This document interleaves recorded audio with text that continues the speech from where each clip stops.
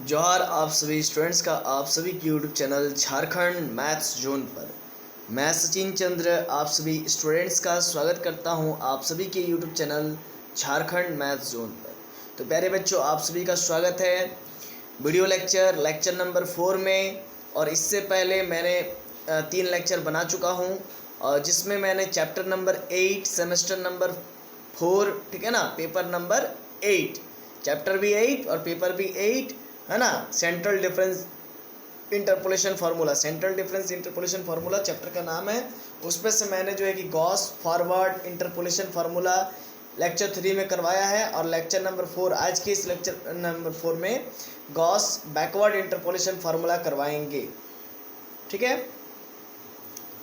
तो जैसा कि आप सभी देख पा रहे हैं, ये चीज़ देखिए यहाँ पर गॉस फॉरवर्ड इंटरपोलेशन फार्मूला ये करवा चुके थे। और आज जो है कि आज के इस वीडियो लेक्चर सीरीज में गॉस फॉरवर्ड करवा चुके थे। आज के इस वीडियो लेक्चर सीरीज में गॉस बैकवर्ड इंटरपोलेशन फार्मूला करेंगे, और यहाँ प्रूफ नहीं पढ़ेंगे जनरली, आप याद रखिएगा। क्योंकि ये एग्ज़ाम में नहीं आता है इसका प्रूफ वगैरह, और सेमेस्टर्स के एग्ज़ाम में तो एकदम नहीं आता है। हाँ, सेमेस्टर के एग्ज़ाम में अगर आ भी जाए तो क्वेश्चंस आता है बनाने के लिए, तो इसके फार्मूला को आपको याद रखना पड़ेगा तब, है ना, क्वेश्चंस को बनाने के लिए। और आईआईटी जैम में भी क्या होता है, इससे क्वेश्चंस ही आते हैं। आईआईटी जैम में भी इसका प्रूफ नहीं पूछा जाता है, ठीक। तो इसीलिए यहाँ पर प्रूफ नहीं पढ़ेंगे, बट आप देख लीजिए वाई यू सफिक्स है, फिर equals to y not plus u into del y minus 1, फिर plus u into u plus 1 del two y minus 1 y minus का 1, फिर 2 फैक्टोरियल। इसी तरह से चल रहा है, लंबा चौड़ा फार्मूला है, आप देख लीजिए। फिर लास्ट में है u into u plus 1 u minus 1 u plus 2 u minus 2 del to the power 5 y minus 3 factorial 5 upon में और प्लस डॉट डॉट डॉट, ये चल रहा है। ये फार्मूला है जनरली गॉस बैकवर्ड इंटरपोलेशन का। तो फार्मूला आप याद कर लीजिए, ठीक है ना। इसी से क्वेश्चंस को बनाएंगे। Where u equals to x minus x not upon h होता है, और x minus x not equals to u into h कर लिख सकते हैं। और ये फार्मूला -1 से लेकर के 0 तक ही वैलिड है, मतलब u का वैल्यू अगर -1 से लेकर के 0 के बीच आएगा तभी जाकर के ये फार्मूला वैलिड होगा, है ना, नहीं तो नहीं। ऐसा इतना क्लियर है। आइए क्वेश्चंस को बनाते हैं तो क्लियर हो जाएगा। ये जो है कि गॉस बैकवर्ड इंटरपोलेशन फार्मूला का टेबल है, जरा देख लीजिए।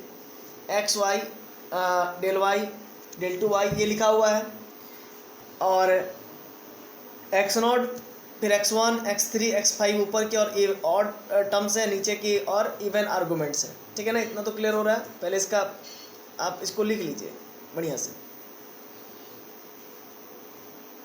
ठीक है, टेबल लिख लीजिए।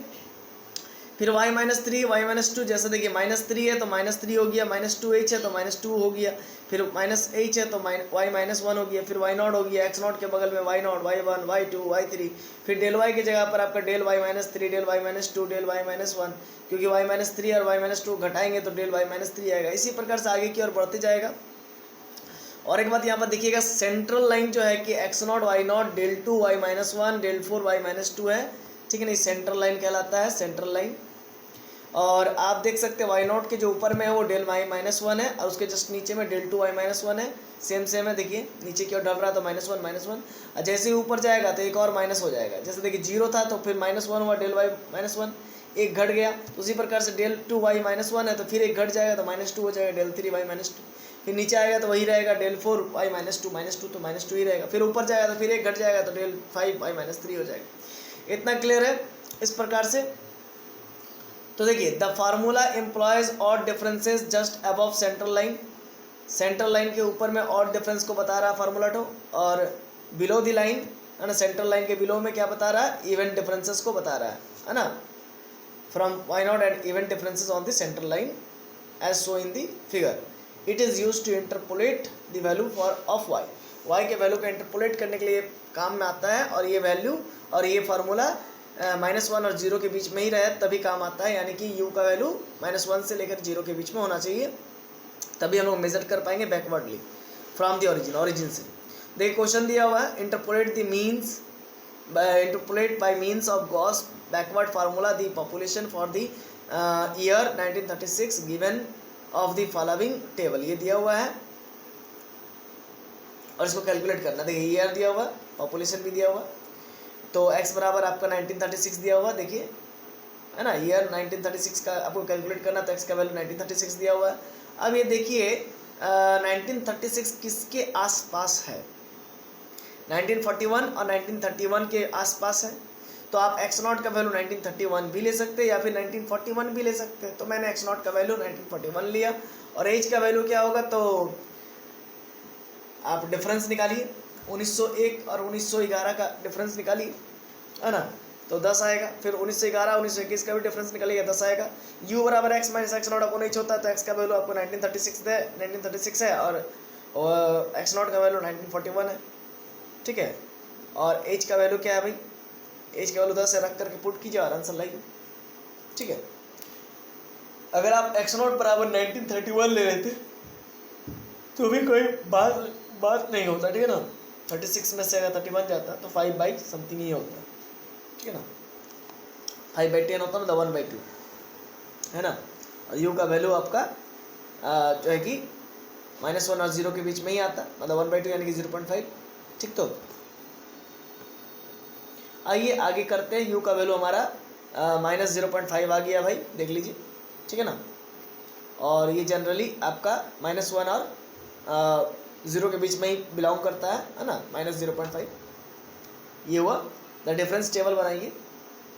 डिफरेंस टेबल में आप क्या कीजिएगा, सबसे पहले एक्स यू एफ एक्स, ये डेल एफ एक्स, फिर del 2 f x, del 3 f x, del 4 f x, del 5 f x, और आप डेल 6 एफ एक्स भी लिख दीजिए, डेल 7 एफ एक्स भी लिख दीजिए, लेकिन बाद में आपको पता चलेगा उसका कोई काम नहीं होगा, ठीक है ना। अब एक्स का जो आर्गूमेंट्स है उसको हम लोग सजाएंगे, बढ़िया से सजाएंगे, ठीक है। सबसे पहले एक्स नॉट से सजाना स्टार्ट करेंगे, ठीक है ना।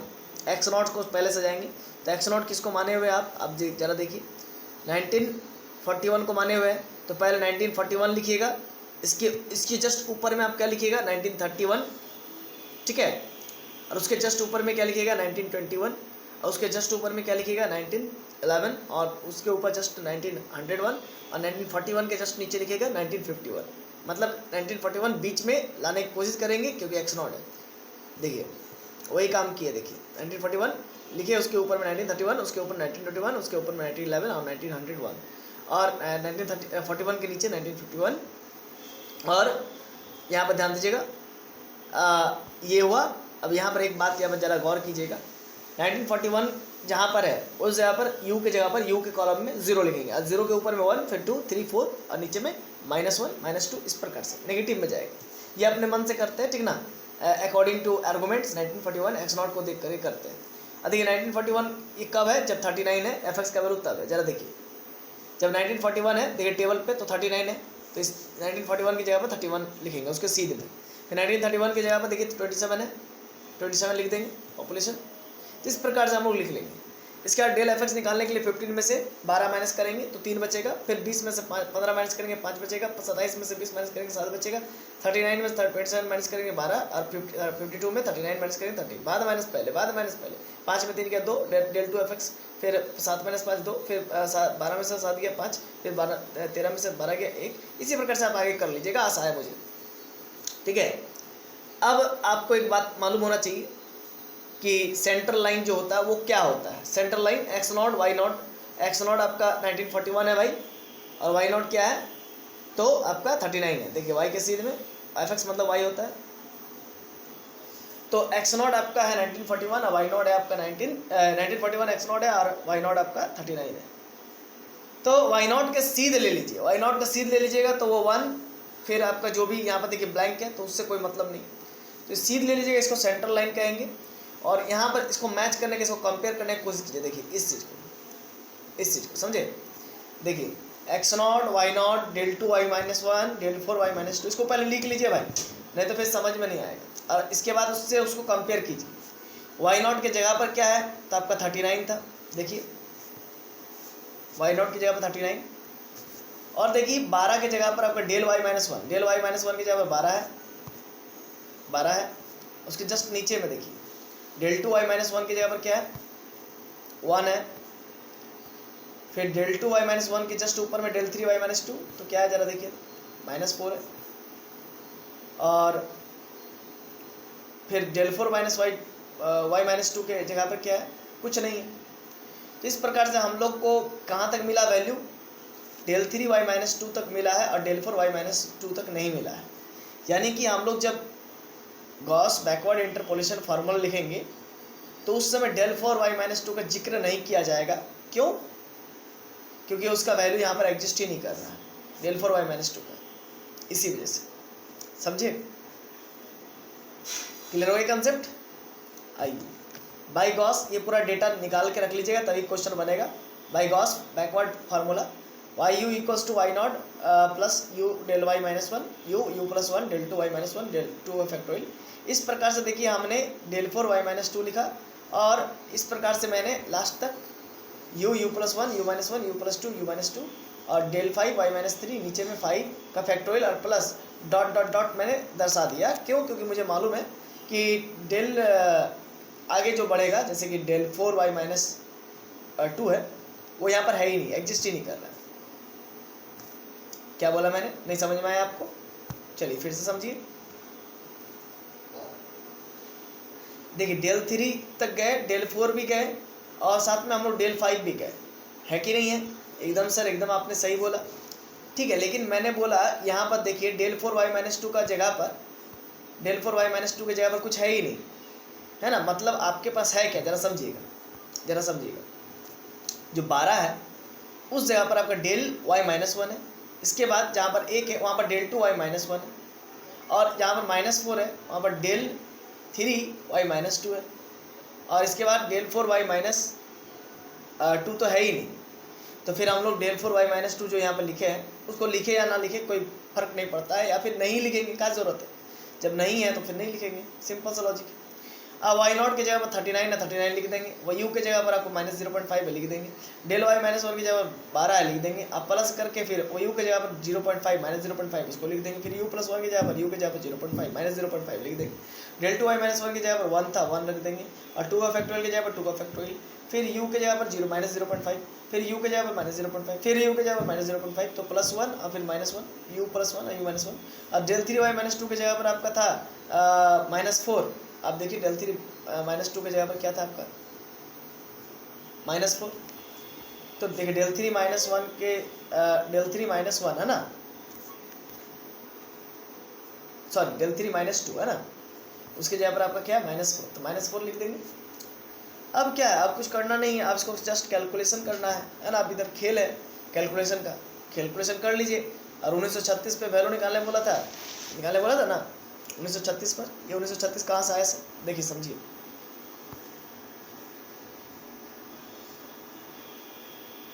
एक्स का वैल्यू आपका 1936 था ना, उसी पर निकालना था ना। देखिए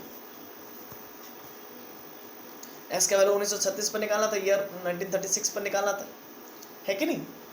इंटरपोलेट करना है, एक्स्ट्रापोलेट नहीं करना है। मतलब गिवन डेटा का बीच का ही वैल्यू निकालना है, तो 1936 का निकालना है, ठीक है। एक्स नॉट का तो वैल्यू हम लोग निकाल लेंगे,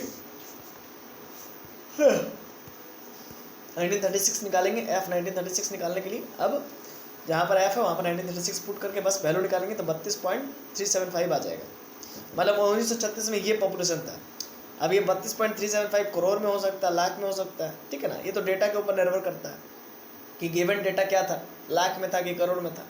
तो 32.375 लाख करोड़ उसी प्रकार से उसी हिसाब से होगा फिर। तो ये हुआ आपका, ठीक है। तो ये आपका हुआ गॉस बैकवर्ड इंटरपोलेशन फार्मूला, ठीक। तो और इससे रिलेटेड एक क्वेश्चन भी बनवाएं। इसके बाद आपका है स्ट्रीलिंग इंटरपोलेशन फार्मूला। देखिए स्ट्रीलिंग इंटरपोलेशन फार्मूला है ये वाला, ठीक है। और देख लेते हैं कि कहाँ तक ये जा रहा है, ठीक है। तो ये बस कंप्लीट ही हो जाएगा। तो चलिए आइए इसी वीडियो लेक्चर सेशन में स्ट्रीलिंग फार्मूला को भी कर लेते हैं, मज़ा आ जाएगा, फिर ख़त्म हो जाएगा।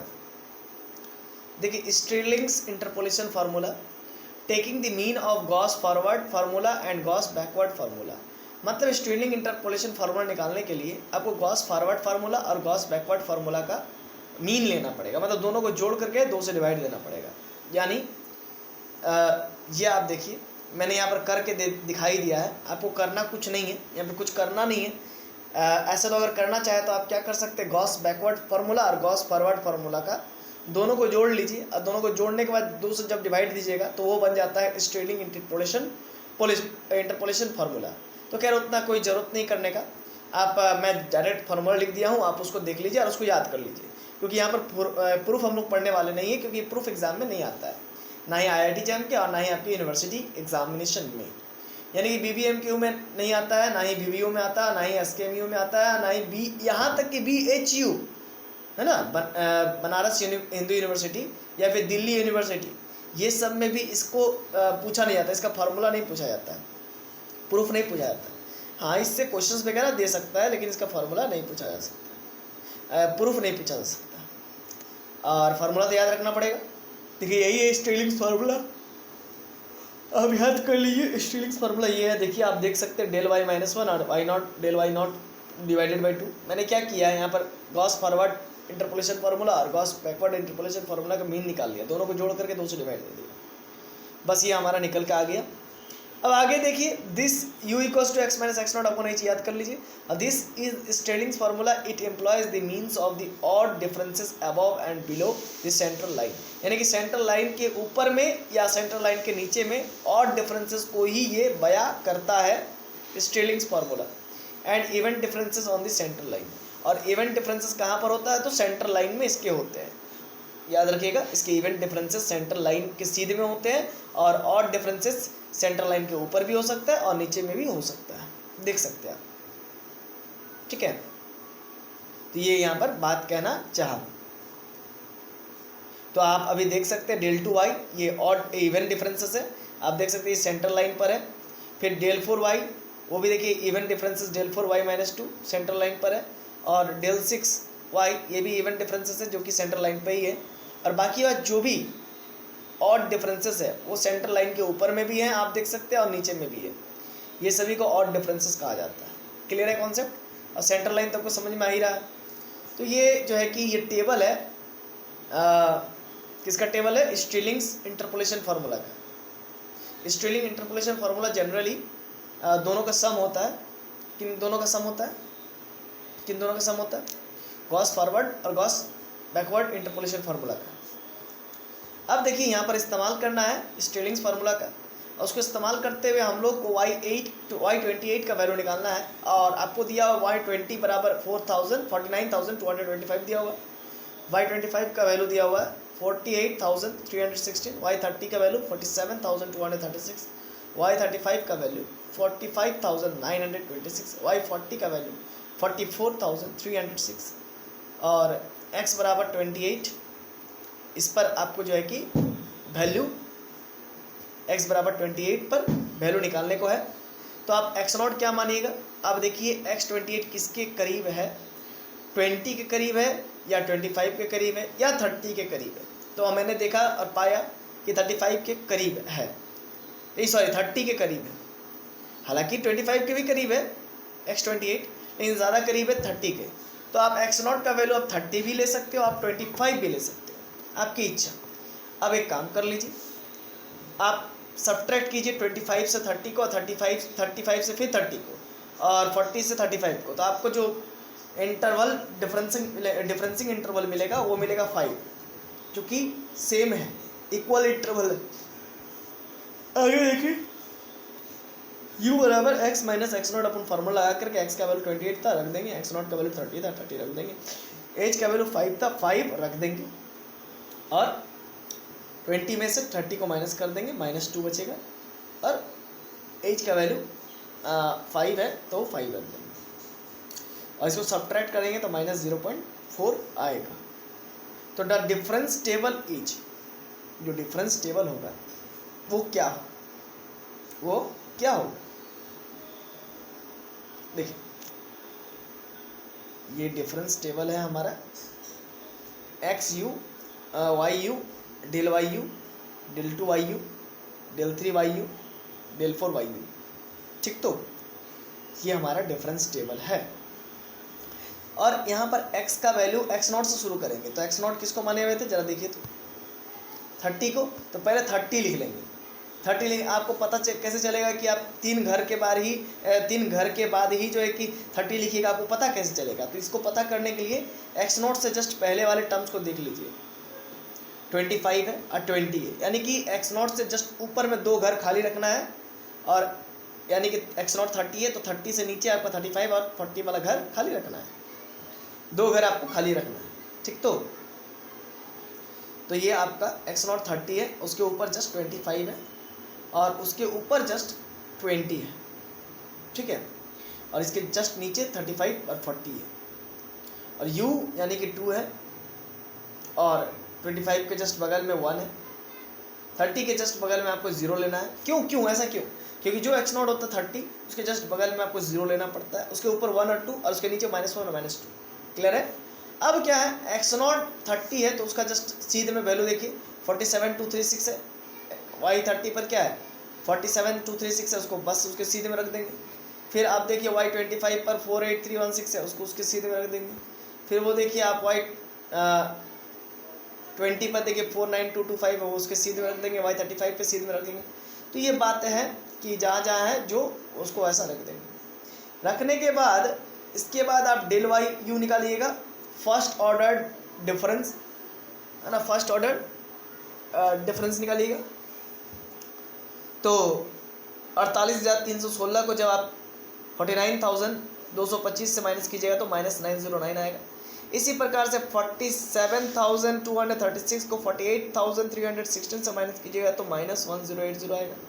इसी प्रकार से आप आगे की ओर बढ़िए, नीचे की ओर बढ़िए, तो आपका वैल्यूज आते जाएगा।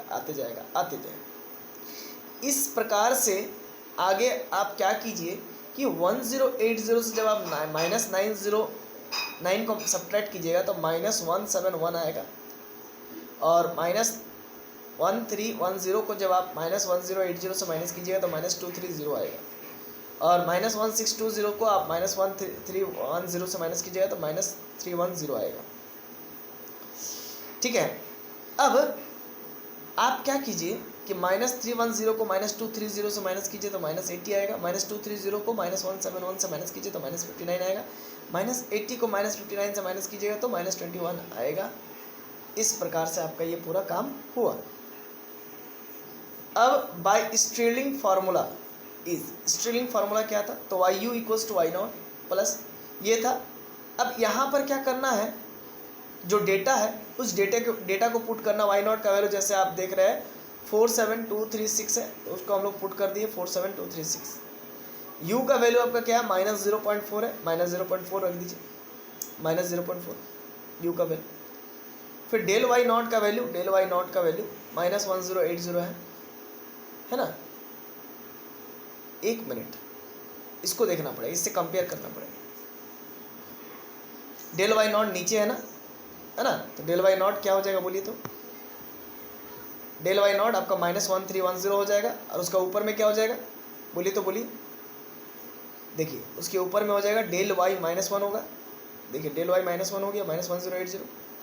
इसी प्रकार से ये जो -230 है वो क्या है, डेल 2Y -1 है। समझ गया ना? उसको कंपेयर कीजिए और इधर फार्मूला को यहाँ पर पुट कीजिए, बस इसके यहाँ पर वैल्यूज़ को पुट कीजिए, आपका आंसर आ जाएगा कैलकुलेशन करते हुए 47681.8256। ठीक है, आप स्क्रीनशॉट ले लीजिए, लेना चाहते हैं तो लीजिए भाई। ये हुआ, या फिर आप धीरे धीरे जैसे जैसे मैं स्क्रॉल कर रहा हूँ, अरे भाई कहाँ चला गया?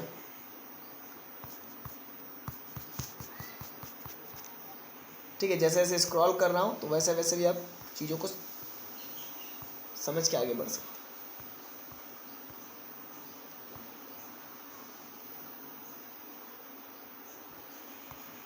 है ना।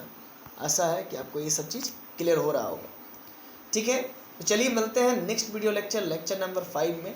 ठीक है, जहाँ पर एक और फार्मूला बचा हुआ है, स्ट्रेलिंग फार्मूला हो गया है आपका, और एक और फार्मूला आपका बचा हो बेसल्स फार्मूला। क्या बचा हो? बेसल्स फार्मूला, है ना। बेसल्स फार्मूला और एक सॉरी माफ़ कीजिएगा, 2 और फार्मूला बचा हुआ है, एक बेसल्स फार्मूला और एक है लाप्लास इवेरेट्टा फार्मूला, है ना। एक है आपका बेसल्स फार्मूला और एक है लाप्लास इवेरेट्टा फार्मूला।